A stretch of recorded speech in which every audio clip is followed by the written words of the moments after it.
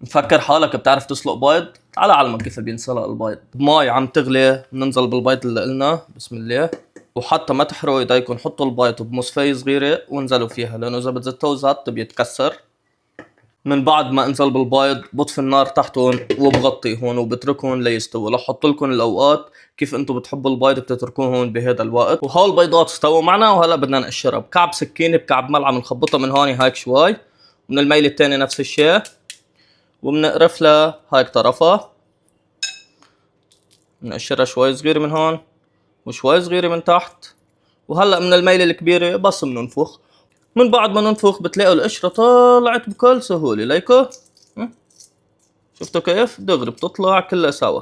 شوفوا لي على هالمنظر الرائع على البيض. اذا بدكم تاكلوا بيض مسلوق بطريقه طيبه نصيحه جربوا هيدي الوصفه او هاي الطريقه اللي انا علمتكم اياها، واعملوا ريبوست للفيديو اللي بعد مش عامل فولو يعملنا فولو، والى اللقاء.